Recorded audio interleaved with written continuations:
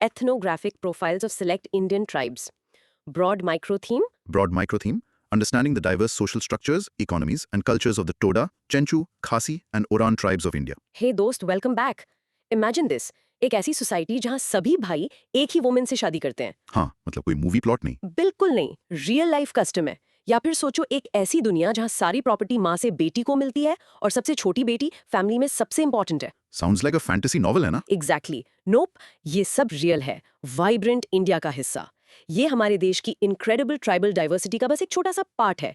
इन communities के बारे में जानना मतलब it's like discovering a whole new universe within our own. सही बात है. और अगर लिसनर्स को ऐसे ही नए वर्ल्ड्स डिस्कवर करना पसंद है तो फिर वेट किस चीज का है दोस्त. जल्दी से सब्सक्राइब बटन, लाइक और हाँ नोटिफिकेशन बेल ऑन कर लो. You absolutely won't regret it. बिल्कुल. तो आज की हमारी इस इन डेप्थ डिस्कशन का मिशन है इंडिया की 4 फैसिनेटिंग ट्राइब्स को डीपली अंडरस्टैंड करना. Let's do it. हम शुरू करेंगे साउथ इंडिया के नीलगिरी हिल्स से to meet the Toda tribe. Okay. फिर we will travel to the dense forest of Andhra Pradesh to understand the Chenchu tribe. The hunter gatherers. Yes. उसके बाद we'll head to the northeast to explore the matriarchal world of the Khasi tribe. My personal favourite. और finally हम छोटा नागपुर प्लेटो के Aron tribe की life को समझेंगे. तो चलिए let's unpack this epic journey. Let's do it. First up the Toda tribe of the Nilgiris. Okay, so a short definition to start. Basically, the Todas are a pastoral tribe. मतलब पशुपालन करते हैं. हाँ, पाशुपालन. They live in the Nilgiri hills of South India. Okay. They are super famous for 2 बहुत ही unique चीजों के लिए. Okay, what are they? First उनकी प्रैक्टिस ऑफ फ्रेटर्नल पॉलीएंड्री, जहां सेवरल ब्रदर्स एक ही वाइफ शेयर करते हैं. और सेकंड उनका almost religious worship of their buffaloes. It's a completely unique lifestyle. Cool ना? Super cool. एक रियल लाइफ एग्जांपल से इसको पर्सपेक्टिव में रखते हैं. जैसे अपनी सोसाइटी का सोशल लैडर सोचो. हमारे यहाँ it's often about money, career या शायद social media followers, right? Right. Toda society में द अल्टीमेट स्टेटस सिंबल है सेक्रेड बफलो. अच्छा. हाँ, किस फैमिली के पास कितनी और कैसी सेक्रेड बफलोज है उससे उनका सोशल स्टेटस डिसाइड होता है. उनकी पूरी लाइफ रिचुअल्स, इकोनॉमी, आइडेंटिटी सब कुछ इन मैग्निफिसेंट एनिमल्स के अराउंड रिवॉल्व करती है. Exactly. चलो let's start the content discussion.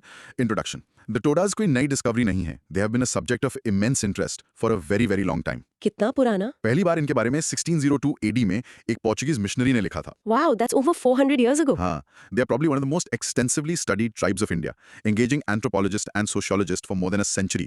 तो हम एक ऐसी कम्युनिटी की बात कर रहे हैं जिसने आउटसाइड वर्ल्ड को सेंचुरी से फैसिनेट किया है. बैकग्राउंड. ओके, सो इतना फैसिनेशन क्यों? उनका बैकग्राउंड क्या है? ये फैसिनेशन उनके यूनिक कल्चर और मिस्टीरियस ओरिजिन से आता है. हैबिटेट की बात करें तो ये लोग Nilgiri hills of south India में रहते हैं. A very rich area in terms of flora and fauna. एक ब्यूटीफुल हाई एल्टीट्यूड प्लेटो. और लैंग्वेज? उनकी अपनी डायलेक्ट है जिसे तोड़ा कहते हैं, बट उसकी कोई स्क्रिप्ट नहीं है. एक इंटरेस्टिंग थियरी ये है कि तोड़ा वर्ड टुदरा से आया है, जो उनका सेक्रेड ट्री है. Okay, but what's the mystery? The mystery is their appearance. उनके physical features, light skin, tall stature, narrow nose, उन्हें आसपास की ड्रेविडियन पॉपुलेशन से काफी अलग बनाते हैं. अच्छा. इसलिए उनके ओरिजिन को लेकर काफी डिबेट है. Some theories suggest they are proto Aryans, others say they could be Indo Afghans और even descendants of a lost Roman legion. अभी तक उनका एग्जैक्ट ओरिजिन एक अनसॉल्व्ड पजल है. Okay, now for the core logic. Let's really break down their society and culture. यहाँ से चीजें super interesting हो जाती हैं. Let's start with their settlement and housing. Right.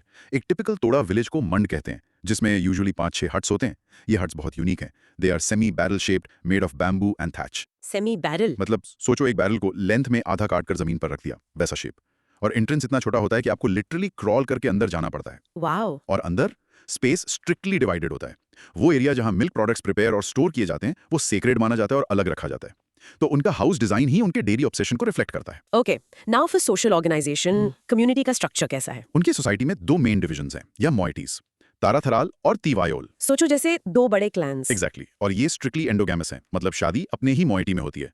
फिर ये मॉइटीज आगे स्मॉलर क्लैंस में डिवाइडेड हैं. इसमें कोई हायरार्की है? हाँ, एक की डिटेल है, the secret hertz of buffaloes. और जो होली डेयरीज हैं उन्हें सिर्फ तीवायोलियल मॉइटी के प्रीस्ट ही टेंड कर सकते हैं, जिनका स्टेटस हायर माना जाता है. तो उनकी सोसाइटी में भी एक क्लियर हायरार्की है based on ritual purity. And now for the part everyone is waiting for, marriage, family and polyandry. Yes, fraternal polyandry उनका सबसे पॉपुलर और well known form of marriage है. इसमें एक ग्रुप ऑफ ब्रदर्स मिलकर एक ही woman से शादी करते हैं. और बच्चे, वाइफ, सब शेयर्ड रिस्पांसिबिलिटी होते हैं. बिल्कुल. The children, the wife and all household responsibilities are shared among the brothers. Division of labour भी बहुत स्पेसिफिक है. मेन सारा काम बफलो से रिलेटेड करते हैं, हर्डिंग, मिल्किंग, चर्निंग बटर, जिसे सेक्रेड वर्क माना जाता है. और women? Females house hold chores करती हैं, जैसे पानी लाना, कुकिंग और उनकी फेमस एम्ब्रॉयडरी. ये एक क्रिटिकल पॉइंट सामने लाता है, yes. The status of women. हाँ, ट्रेडिशनली वुमेन का स्टेटस इन्फीरियर माना जाता था, उन्हें रिचुअली इम्प्योर समझा जाता था और सभी सेक्रेड डेयरी ऑपरेशन से दूर रखा जाता था। मतलब वो उनकी डेयरीज में एंटर भी नहीं कर सकती थी। बिल्कुल नहीं, क्योंकि डेयरीज उनके लिए टेम्पल्स जैसे हैं। पास्ट में फीमेल इन्फेंटिसाइड भी प्रैक्टिस होता था, mainly due to economic reasons and their marriage customs. But अब सिचुएशन बेहतर है। Yes, but the situation has been improving significantly. Female infanticide अब almost completely बंद हो गया है और education और outside contact से उनका status धीरे-धीरे climb कर रहा है। ये याद रखना। Okay, so that leads to the bow and arrow ceremony. ये कैसे काम करता है? देखो, पॉलीएंड्री के साथ बायोलॉजिकल फादरहुड डिटरमिन करना ऑलमोस्ट इम्पॉसिबल है। Right. तो उन्होंने एक ब्रिलियंट सोशल सोल्यूशन निकाला है, the bow and arrow ceremony या पुरुषोत्तमी। जब वाइफ 7 मंथ्स प्रेग्नेंट होती है तो कोई एक हस्बैंड फॉरेस्ट में जाकर एक सिंबॉलिक बो एंड एरो बनाता है और कम्युनिटी के सामने उसे प्रेजेंट करता है। उससे क्या होता है? वो उस बच्चे का सोशल फादर बन जाता है। He takes responsibility for the child. और ये तब तक चलता है जब तक कोई दूसरा हस्बैंड अगले बच्चे के लिए सेरेमनी परफॉर्म ना करे। It's a unique system to assign social fatherhood. That's a fascinating social hack. तो उनके इकोसिस्टम और इकोनॉमी के बारे में क्या? तो टोडास आर प्योर पैस्टोरलिस्ट। बफलोज उनका सोशल, इकोनॉमिक और रिलीजियस बैकबोन है। वो बिल्कुल भी एग्रीकल्चर प्रैक्टिस नहीं करते। तो अनाज कहाँ से आता है? उनकी इकोनॉमी एक सिम्बायोटिक रिलेशनशिप पर बेस्ड है विद अदर नेबरिंग ट्राइब्स, जैसे बदागाज जो एक एग्रीकल्चरल ट्राइब है, वो उन्हें ग्रेन देते हैं, और कोटास जो एक आर्टिसन ट्राइब है, उन्हें आयरन टूल्स और पॉटरी प्रोवाइड करते हैं। इसके बदले में टोडास उन्हें डेयरी प्रोडक्ट्स जैसे घी और बटर देते हैं। ये इंटरडिपेंडेंस ही उनके सर्वाइवल की है। और उनका रिलीजन भी इससे कनेक्टेड होगा, राइट? एब्सोल्युटली। उनका रिलीजन पॉलीथीस्टिक है with many gods and goddesses. उनके सुप्रीम डीटीज हैं थाइकर्जी और ऑन। बट फोकस तो बफलोज पर ही होगा, राइट? हाँ, उनके रिलीजन का सबसे इंपॉर्टेंट एस्पेक्ट है बफलो कल्ट। उनकी डेयरीज उनके टेम्पल्स हैं और डेयरीमैन उनके प्रीस्ट्स। बफलो सैक्रिफाइस उनके फ्यूनरल रिचुअल्स का एक बहुत इंपॉर्टेंट पार्ट है। उनके लिए बफलो सिर्फ एनिमल्स नहीं है, they are the centre of their cosmic universe. Okay, first cross question.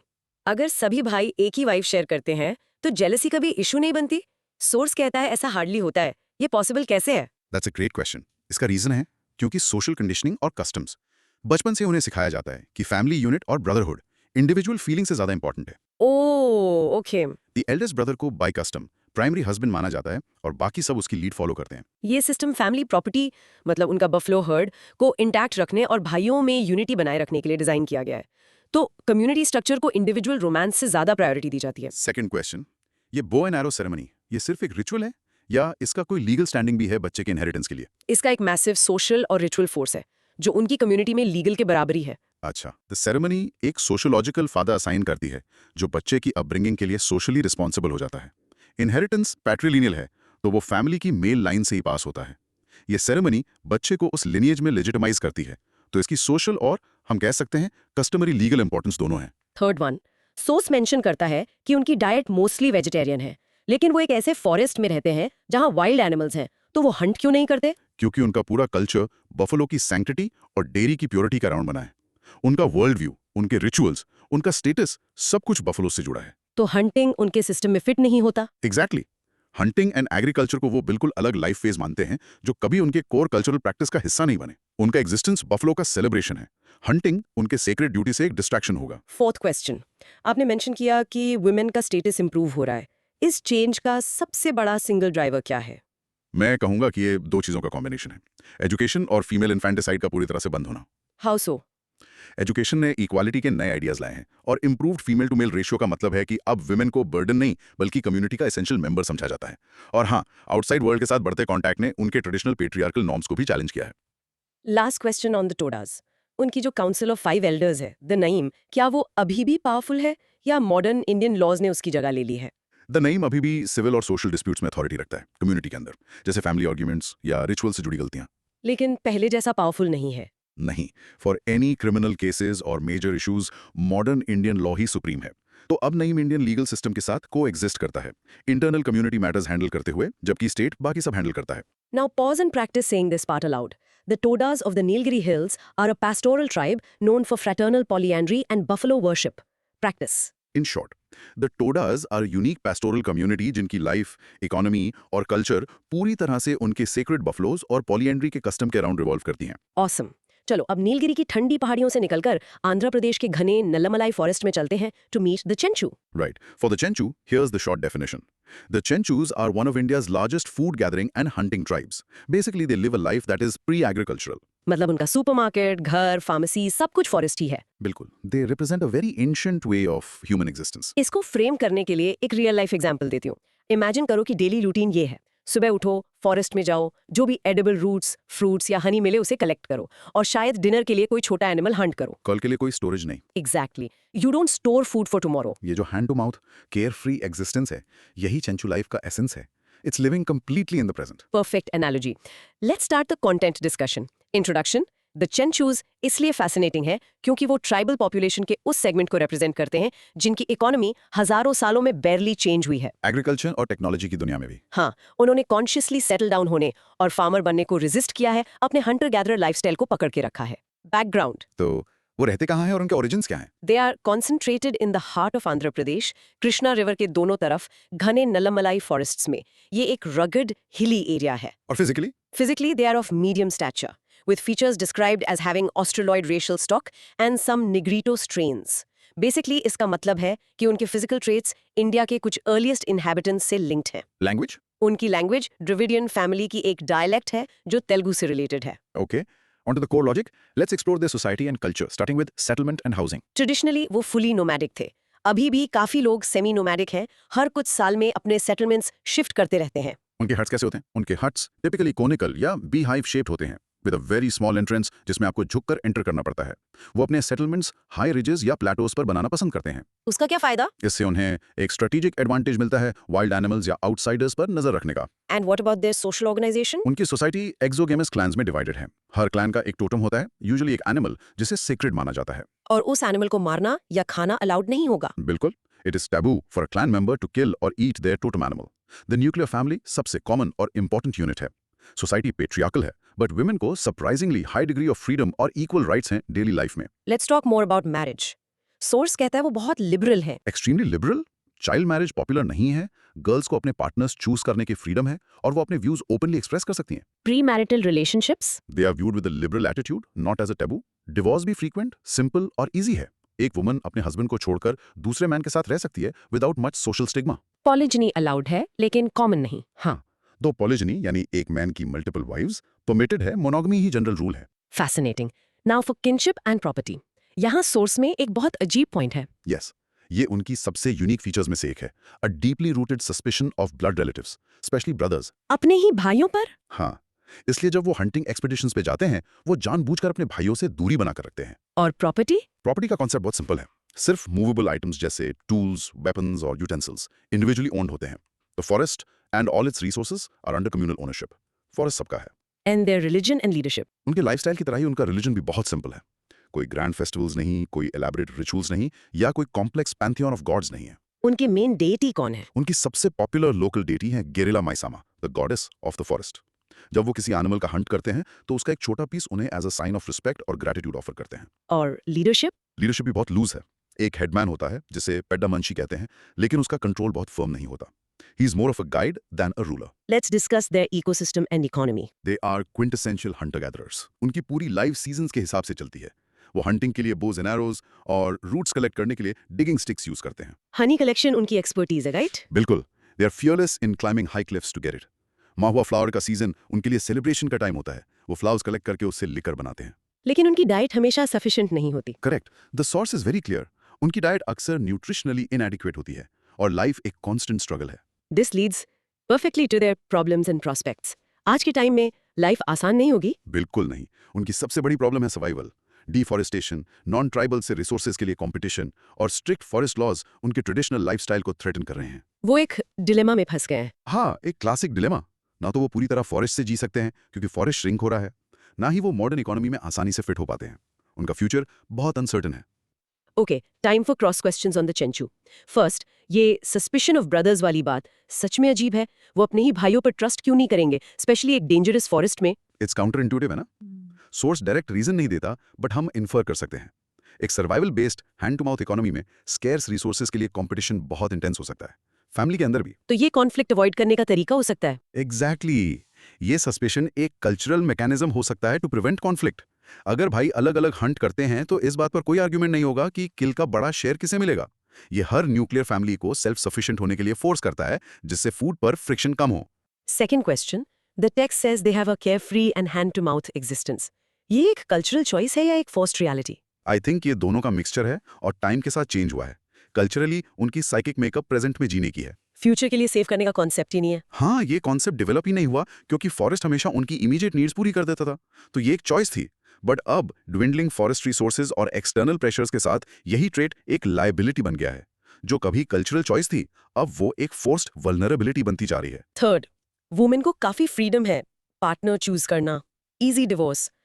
ये पेट्रियार्कल सोसाइटी में कैसे फिट होता है जैसा सोर्स कहता है? That's a great point. ये दिखाता है कि पेट्रियार्की कोई सिंगल रिजिड कॉन्सेप्ट नहीं है। चेंचू कॉन्टेक्स्ट में पेट्रियार्की लिनिएज और अथॉरिटी को रेफर करता है। डिसेंट मेल लाइन से ट्रेस होता है। हेडमैन एक मैन होता है। लेकिन पर्सनल लाइफ में सोसाइटी लिबरल है। बिल्कुल, पर्सनल और डोमेस्टिक स्फीयर में उनकी सोसाइटी बहुत लिबरल और इगैलिटेरियन है। वुमेन की अपनी पर्सनल चॉइसेस में हाई ऑटोनॉमी है। It's a patriarchy of structure, not necessarily of daily life. Fourth question, उन्हें एग्रीकल्चर अडॉप्ट करने से क्या चीज रोक रही है?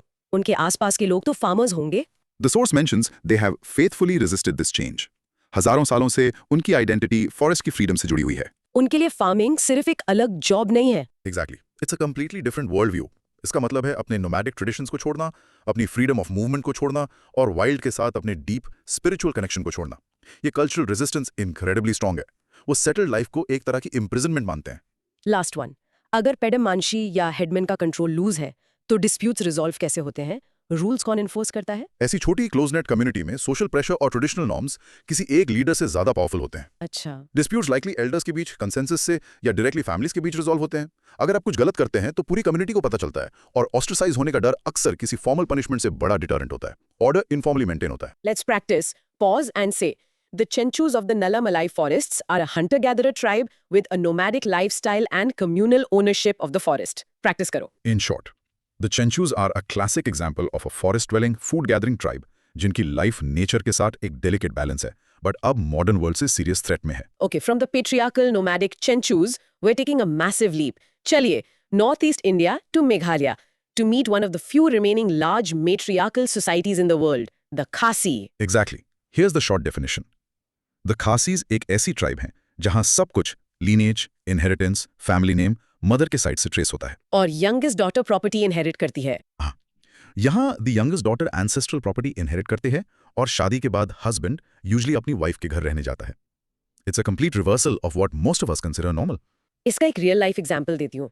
इमेजिन करो एक फैमिली जहाँ बेटी के पैदा होने पर स्पेशली सबसे छोटी बेटी सबसे बड़ा सेलिब्रेशन होता है। क्यों? क्योंकि वो सिर्फ एक बच्ची नहीं है, she is the future custodian of the families home, property and religious traditions.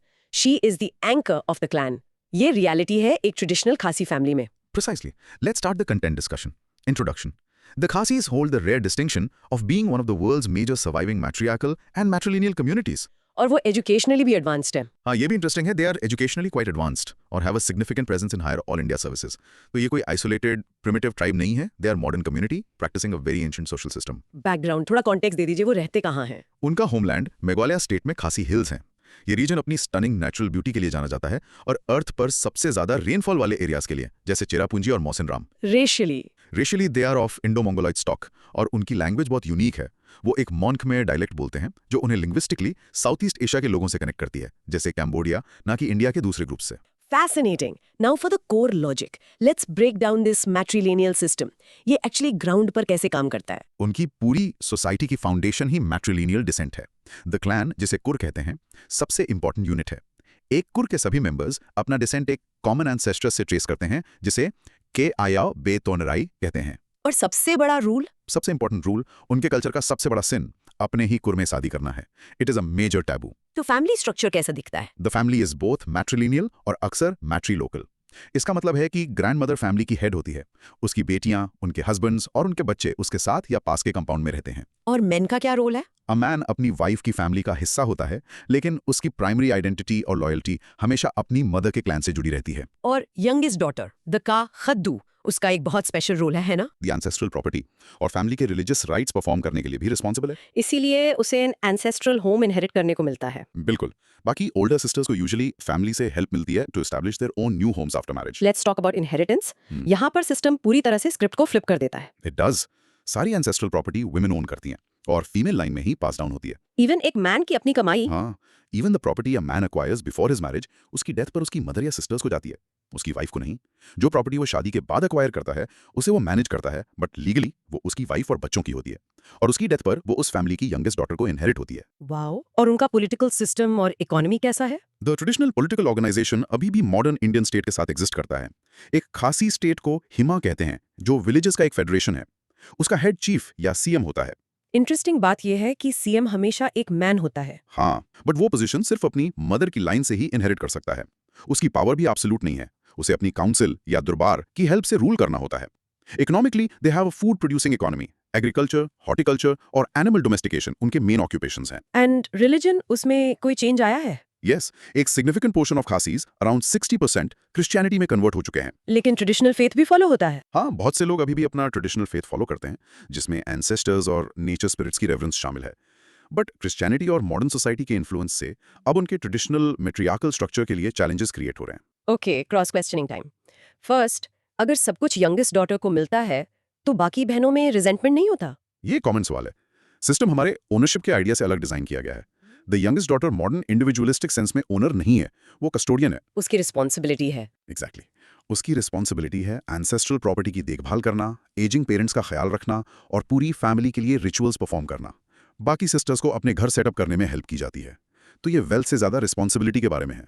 But हाँ, मॉडर्न आइडियाज ऑफ इक्वालिटी के साथ अब इस सिस्टम पर कम्युनिटी के अंदर से ही सवाल उठ रहे हैं। सेकंड क्वेश्चन, सोर्स कहता है फादर के पास अथॉरिटी है बट मदर ओनर है। ये पावर डायनामिक एक मैरिज में एक्चुअली कैसे काम करता है? ये एक डेलिकेट बैलेंस है। द मदर घर की ओनर है और लीनेज उसे बिलोंग करता है। She is the anchor of the family. But husband, the father, is the executive head. Right, वो प्रॉपर्टी मैनेज करता है, पब्लिक डीलिंग्स में फैमिली को रिप्रेजेंट करता है और अक्सर प्राइमरी ब्रेड विनर होता है। उसकी अथॉरिटी की रिस्पेक्ट की जाती है। आप कह सकते हैं कि वो मैनेजर और रिप्रेजेंटेटिव है, लेकिन अल्टीमेट ओनरशिप और identity of the family mother hold करती है। थर्ड, क्लैन यानी कुर में शादी करना इतना बड़ा सिन क्यों माना जाता है? इसके पीछे डीप लॉजिक क्या है? क्योंकि एक कुर में सभी लोग एक कॉमन एंसेस्टर्स के डिसेंडेंट माने जाते हैं, तो उनके वर्ल्ड व्यू में वो सब भाई बहन हैं। इसलिए क्लैन मेंबर से शादी करना इंसेस्ट की बराबर है। बिल्कुल, ये स्ट्रिक्ट एक्सोगमी उनके सोशल स्ट्रक्चर का बेडरॉक है। ये अलग अलग क्लैंस के बीच अलायंसेस फोर्स करता है और पूरी खासी सोसाइटी को मैरिज टाइज के थ्रू एक साथ बुनकर रखता है। फोर्थ क्वेश्चन, एक मैन की अपनी अर्निंग्स बिफोर मैरिज उसकी मदर की फैमिली को जाती हैं। आज की दुनिया में क्या इससे उसकी वाइफ और बच्चों के साथ कॉन्फ्लिक्ट क्रिएट नहीं होता? ट्रेडिशनली नहीं, क्योंकि यही एक्सेप्टेड नॉन था। एक मैन की प्राइमरी लॉयल्टी प्रॉपर्टी और क्लैन आइडेंटिटी के टर्म्स में उसकी मदर के घर से रहती थी। उसकी वाइफ के घर में उसका रोल एक पार्टनर और फादर का था। बट आज यू आर राइट, ये एक मेजर सोर्स ऑफ कॉन्फ्लिक्ट और डिबेट है। जैसे जैसे न्यूक्लियर फैमिलीज कॉमन हो रही हैं और इंडिविजुअल प्रॉपर्टी के मॉडर्न आइडियाज जड़ पकड़ रहे हैं, ये पुराने रूल्स चैलेंज हो रहे हैं। Last question on the Khasis. Source mention करता है कि मैट्रियार्कल स्ट्रक्चर वीकन हो रहा है। इसका सबसे बड़ा सिंगल फैक्टर क्या है? ये एक कॉम्बिनेशन है, बट मैं आर्ग्यू करूंगा कि सबसे बड़ा factor patriarchal main stream Indian society का इन्फ्लुएंस है। मीडिया, एजुकेशन के थ्रू? हाँ, मीडिया, एजुकेशन और बिजनेस के थ्रू कंटिन्यूअस कॉन्टैक्ट कंफर्म करने का प्रेशर क्रिएट करता है। खासी कम्युनिटी के अंदर मेंस राइट्स ग्रुप्स इमर्ज हुए हैं जो आर्ग्यू करते हैं कि सिस्टम उनके लिए अनफेयर है। ये इंटरनल पुश फॉर चेंज जो एक्सटर्नल पेट्रियार्कल मॉडल से इंस्पायर है, शायद ट्रेडिशनल सिस्टम के लिए सबसे बड़ा चैलेंज है। थोड़ा कॉम्प्लेक्स है, so let's practice. Pause and से The Khasi tribe of Meghalaya is a matriarchal society where lineage and inheritance are traced through the mother, and the youngest daughter is the custodian of ancestral property. चलो बोलो। In short, the Khasis patriarchy को एक powerful counter narrative offer करते हैं, एक sophisticated social system के साथ जो विमेन के अराउंड सेंटर्ड है और जो अब चेंज के कॉम्प्लेक्स करंट्स को नेविगेट कर रहा है। And for our final stop on this journey, we're heading to the Chota Nagpur Plateau in eastern India, home to the Oraon tribe. The Oraons India की मेजर एग्रीकल्चरिस्ट ट्राइब्स में से एक हैं। Socially वो पैट्रियार्कल हैं, जैसे मेन स्ट्रीम इंडिया का ज्यादातर हिस्सा। लेकिन उनका सबसे यूनिक ट्रेडिशनल फीचर था उनका यूथ डॉर्मेट्री, जिसे धुमकुरिया कहते थे। हाँ, जो एक तरह का कम्युनिटी रन फिनिशिंग स्कूल था विलेज के यंग बॉयज और गर्ल्स के लिए। ये तो अमेजिंग साउंड करता है। इसका एक रियल लाइफ एग्जाम्पल देती हूँ। इमेजिन करो, एक विलेज में एक कम्युनिटी सेंटर है स्पेसिफिकली फॉर टीनेजर्स। डिनर के बाद सभी यंग बॉयज और गर्ल्स वहां जाते हैं। और वहाँ क्या सीखते हैं? वो अपने traditions, music, dance, social duties के बारे में सीखते हैं और विलेज प्रोजेक्ट्स पर एक साथ काम भी करते हैं, जैसे किसी शादी में हेल्प करना या घर बनाना। यही था Dhumkuria, a school for life run by the community itself. Perfect description. Let's get into the content discussion. Introduction. The Oraons एक बहुत बड़ी और इंपॉर्टेंट ट्राइब है जो झारखंड, बिहार, उड़ीसा और वेस्ट बंगाल स्टेट्स में फैले हुए हैं। और उन्होंने माइग्रेट भी किया है। हाँ, अपनी जमीन खोने और दूसरे इकोनॉमिक प्रेशर्स की वजह से बहुत से लोगों ने इंडिया के दूसरे पार्ट्स में माइग्रेट भी किया है to work as labourers, specially Assam और वेस्ट बंगाल के टी गार्डन्स में। बैकग्राउंड, उनके हैबिटेट और ओरिजिन्स के बारे में क्या? उनका ट्रेडिशनल होम छोटा नागपुर प्लेटो है, एक रीजन जो फॉरेस्ट और मिनरल्स में रिच है। साल और महुआ ट्रीज उनकी लाइफ और कल्चर के लिए पर्टिकुलरली इंपॉर्टेंट है। और लैंग्वेज? वो द्रविडियन लैंग्वेज फैमिली से बिलोंग करते हैं, एक लैंग्वेज बोलते हैं जिसे कुरुख कहते हैं। रेशियली उन्हें प्री-टेरेवेडियन या प्रोटो ऑस्ट्रेलॉइड स्टॉक का माना जाता है, जो उन्हें फिर से सबकॉन्टिनेंट के एंशिएंट इनहैबिटेंट्स से लिंक करता है। Okay, let's dive into the core logic. उनकी सोसाइटी का स्ट्रक्चर कैसा है? उनके विलेजेस यूजुअली ऊंची जमीन पर बने होते हैं, उनके एग्रीकल्चरल फील्ड से घिरा हुआ। सोसाइटी पेट्रियार्को और पैट्री लोकल है, मतलब वाइफ शादी के बाद हस्बैंड के घर चली जाती है। Family unit? तो न्यूक्लियर फैमिली सबसे पॉपुलर फॉर्म है। हमने जिन दूसरी ट्राइब्स को डिस्कस किया, उनकी तरह ही वो भी एक्सोगेमस क्लैंस में डिवाइडेड हैं, जिनके टोटम्स बर्ड्स, फिश, प्लांट्स एटसेट्रा से डिराइव्ड हैं। And their marriage and inheritance rules? Monogamy सबसे कॉमन फॉर्म ऑफ मैरिज है। वो जूनियर लेवरेट नाम की एक चीज भी प्रैक्टिस करते हैं, जिसमें एक विडो को अपने डिसीज्ड हस्बैंड के छोटे भाई से शादी करनी होती है। ऐसा क्यों? ये उसे और बच्चों को फैमिली के अंदर रखने और उनकी केयर इंश्योर करने के लिए किया जाता है। डिवोर्स परमिटेड है। इनहेरिटेंस स्ट्रिक्टली पैट्रीलिनियल है, प्रॉपर्टी बेटों में इक्वली डिवाइड होती है। डॉटर्स को शेयर नहीं मिलता? डॉटर्स को एंसेस्ट्रल लैंड में शेयर नहीं मिलता, बट वो फैमिली से मेंटेनेंस के लिए एंटाइटल्ड हैं जब तक उनकी शादी नहीं हो जाती। Let's talk more about the Dhumkuria. It sounds so unique. ये उनका सबसे फेमस इंस्टीट्यूशन था। It was a youth dormitory, a centre for social and cultural education. Around 8 साल की एज में बॉयज और गर्ल्स को एडमिट किया जाता था। वहाँ सुपरवाइजर्स भी होते थे? हाँ, एक मेल सुपरवाइजर धंगर महतो और एक फीमेल सुपरवाइजर बरकी धंगरन। उन्हें उनकी सोशल और रिलीजियस ड्यूटीज, फोकलो, म्यूजिक और डांस में इंस्ट्रक्ट करते थे। धुमकुरिया के मेंबर्स विलेज के लिए एक कोऑपरेटिव वर्कफोर्स की तरह भी काम करते थे। बट आप? However, under the impact of Christianity and modernisation, ये institution sadly almost fade away हो गया है। What about their political system and religion? The traditional political entity है पला पंचायत। ये एक रीजनल काउंसिल है जिसमें कई विलेजेस आते हैं, एक तरह की ट्राइबल कॉन्फेडरेसी बनाते हुए। और विलेज लेवल पर? विलेज लेवल पर विलेज हेडमैन महातो और विलेज प्रीस्ट पहान, 2 की हेरिडिटरी ऑफिशियल्स हैं। उनका रिलीजन, एनिमिज्म और नेचर स्पिरिट्स की वर्शिप पर बेस्ड है। उनके सुप्रीम डीटी हैं धर्मेश, जिनको सन से आइडेंटिफाई किया जाता है। And their economy and the problems they face? वो प्राइमरीली एग्रीकल्चरिस्ट हैं, राइस, मिलेट और पल्सेस उगाते हैं, लेकिन हंटिंग, गैदरिंग और फिशिंग अभी भी प्रैक्टिस की जाती है टू सप्लीमेंट द डाइट। उनकी सबसे बड़ी प्रॉब्लम क्या है? उनकी सिंगल मोस्ट ग्लेयरिंग प्रॉब्लम है लैंड एलियनेशन। सादियों से non tribal money lenders, landlords और सेटलर्स ने उनकी एंसेस्ट्रल लैंड्स पर कब्जा कर लिया है। इसके साथ इरिगेशन की कमी और मॉडर्न फार्मिंग टेक्निक्स ना होने की वजह से वाइड स्प्रेड पॉवर्टी और फोर्स्ड माइग्रेशन हुई है। और इससे फ्रस्ट्रेशन भी बढ़ रहा है। हाँ, उनके एजुकेटेड यूथ में अनएम्प्लॉयमेंट भी एक राइजिंग कॉज ऑफ फ्रस्ट्रेशन है। यही इश्यूज आगे चलकर बड़े Jharkhand movement for a separate state के ड्राइविंग फोर्स बने। Okay, cross questions for you round. First, the Dhumkuria concept is brilliant. ये फेड अवे क्यों हो गया?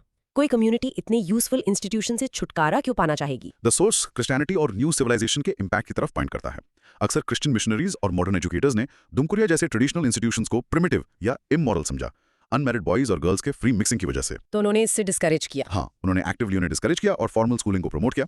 जैसे जैसे फॉर्मल स्कूल्स आए, दुमकुरिया का role as a centre of education and community building कम हो गया। उसे सैडली ओल्ड फैशन समझा गया और रिप्लेस कर दिया गया। सेकंड क्वेश्चन, लैंड एलियनेशन आखिर है क्या? सिंपल तरीके से समझा सकते हैं कि उन्होंने अपनी जमीन कैसे खो दी? लैंड एलियनेशन वो प्रोसेस है जिसमें लैंड ट्राइबल कम्युनिटीज से नॉन ट्राइबल्स को ट्रांसफर हो जाती है। ये कई तरीकों से हुआ। फॉर एग्जाम्पल, एक ट्राइबल फार्मर एक मनी लेंडर से छोटा सा लोन लेता, इंटरेस्ट रेट्स इम्पॉसिबली हाई होते हैं, और जब वो रीपे नहीं कर पाता तो मनी लेंडर उसकी जमीन हड़प लेता। कभी कभी उन्हें ऐसे डॉक्यूमेंट साइन करने के लिए ट्रिक किया जाता जो वो पढ़ नहीं सकते थे। इंडस्ट्रियलाइजेशन के टाइम माइंस और फैक्ट्रीज के लिए huge tracts of tribal land acquire कर ली गई, अक्सर प्रॉपर कॉम्पेंसेशन के बिना। उनके लिए जमीन सिर्फ प्रॉपर्टी नहीं है, ये उनका स्पिरिचुअल होम है, तो उसे खोना एक डेवेस्टेटिंग ब्लो है। थर्ड, हेडमैन, महातो और प्रीस्ट, पहान के रोल्स हेरिडिटरी हैं। क्या इससे विलेज में एक पावरफुल अनइलेक्टेड एलीट क्रिएट होती है? यस, ये 2 ऑफिसेज विलेज के एडमिनिस्ट्रेशन और रिचुअल लाइफ के लिए सेंट्रल हैं।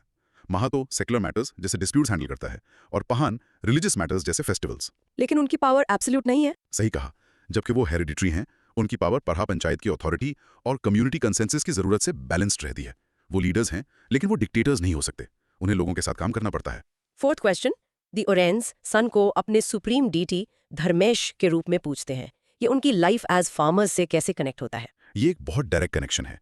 एक एग्रीकल्चरल कम्युनिटी के लिए जो पूरी तरह से नेचर के साइकिल्स पर डिपेंड करती है, सन ही सारी लाइफ और एनर्जी का अल्टीमेट सोर्स है। Right, for crops? हाँ, सन ही लाइट और वार्मथ प्रोवाइड करता है जो उनकी क्रॉप्स को ग्रो करने के लिए क्रूशियल है। तो सन को सुप्रीम बीइंग के रूप में पूजना परफेक्ट लॉजिकल और स्पिरिचुअल सेंस बनाता है। उनका रिलीजन उनकी इकोनॉमिक लाइफ और नेचुरल वर्ल्ड पर उनकी डिपेंडेंस का डायरेक्ट रिफ्लेक्शन है। फाइनल क्वेश्चन, द टेक्स्ट उनकी प्रॉब्लम्स को झारखंड मूवमेंट से लिंक करता है। वो कनेक्शन थोड़ा ब्रीफली समझा सकते हैं? द झारखंड मूवमेंट एक लंबा पॉलिटिकल और सोशल स्ट्रगल था छोटा नागपुर रीजन के ट्राइबल लोगों के लिए, एक सेपरेट स्टेट के लिए। और इसके कोर इश्यूज वही थे जो ओरायंस फेस कर रहे थे? बिल्कुल। The core issues driving this movement were the very problems the Oraons and other tribes faced. Outsiders, Dikus द्वारा एक्सप्लॉयटेशन, अपनी जमीन और कल्चर का लगातार नुकसान, गवर्नमेंट द्वारा निग्लेक्ट और सेल्फ रूल और डिग्निटी की एक गहरी इच्छा। तो ओरायंस इस बड़े aspiration for identity and rights का एक मेजर पार्ट थे, जो इवेंचुअली 2000 में झारखंड स्टेट के क्रिएशन में कल्मिनेट हुआ। Final practice for this section, pause करके बोलो। The Orans of Chota Nagpur are an agricultural tribe known for their traditional youth dormitory called Dhumkoria, and they face significant challenges like land alienation. In short, the Orans are a major agricultural tribe जिनका traditional social fabric और economic stability, historical exploitation और modern cultural influences की वजह से severe strain में है। Wow, what an incredible journey through just a fraction of India's tribal world. Let's do a quick recap of our broad micro theme, ethnographic profiles of select Indian tribes. Let's do it. First हम मिले तोड़ा से Nilgiri hills में, एक unique pastoral community जिनकी पूरी दुनिया social, economic और रिलीजियस उनके सेक्रेड बफलोज और फ्रेटर्नल पॉलिएंड्री की प्रैक्टिस के अराउंड बनी है। देन हमने चेंचू की दुनिया को एक्सप्लोर किया, आंध्रा के फॉरेस्ट्स में, एक क्लासिक हंटर गैदरर ट्राइब जो एक nomadic hand to mouth existence जी रहे हैं, जो सबसे एंशिएंट ह्यूमन लाइफस्टाइल्स में से एक को रिप्रेजेंट करता है और अब सर्वाइवल के थ्रेट्स फेस कर रहा है। उसके बाद हमने मेघालय में खासी की फैसिनेटिंग मैट्रियार्कल सोसाइटी देखी, एक पावरफुल सिस्टम जहां लीनिएज, इनहेरिटेंस और फैमिली आइडेंटिटी वुमेन से फ्लो करती है, जिसमें यंगेस्ट डॉटर ट्रेडिशन की कस्टोडियन है। और फाइनली हमने छोटा नागपुर के ओरानबो समझा, एक मेजर सेटल्ड एग्रीकल्चरल ट्राइब जो अपने यूनिक धुमकुरिया सिस्टम के लिए जाने जाते हैं, जिन्होंने लैंड एलियनेशन और एक्सप्लॉयटेशन के इमेंस चैलेंजेस फेस किए हैं, जिससे एक पॉलिटिकल आइडेंटिटी के लिए फाइट शुरू हुई। Perfect summary. अब थोड़ा सोचो इन सवालों के बारे में, तो lock in the learning. Here are your content probes. 1. Compare and contrast the status of women in the Toda society versus the Khasi society. What are the key differences in their rights and roles? 2. How does the immediate environment, hills for Toda, forests for Chenchu, plateau for Aron, directly shape the economy of each of these three tribes? 3. Explain the concept of clan exogamy using examples from the Chenchu, Khasi, and Oraon tribes. Why is this rule so important in tribal societies? 4. What do you think is the biggest challenge facing the Toda tribe today as they interact more with the modern world? Is it social or economic? 5. What was the social function of the Oran's Dhumkuria system? In your opinion, why are such community-based education systems disappearing? And 6. What is the fundamental difference in the economic philosophies of the Chenchu, hunter-gatherers, and the Oraon, agriculturists? Think about the relationship with nature and the concept of future. और ये रहा आपके लिए एक simple सा challenge. आज discuss की गई ट्राइब्स में से कोई भी एक चूज करो, उनके सोशल ऑर्गेनाइजेशन, फैमिली, मैरिज और इनहेरिटेंस को कवर करते हुए 2 मिनट तक अपने शब्दों में प्रेजेंट करने की कोशिश करो। खुद को रिकॉर्ड करके सुनो, ये बेस्ट तरीका है to make sure you truly remember the details. So that was our deep look into these amazing communities. Her tribe एक अलग दुनिया है, एक अलग जीने का तरीका है. Absolutely incredible. हाँ, बिल्कुल। और अगर आपको ऐसी ही एक्सप्लोरेशंस पसंद है तो you know the drill, subscribe now, नीचे कमेंट करके बताओ कि हमें आगे क्या एक्सप्लोर करना चाहिए और इसे अपने उस दोस्त के साथ शेयर करो जिसे सीखना पसंद है। हम मिलेंगे अगली बार एक नए टॉपिक के साथ। तब तक कीप एक्सप्लोरिंग।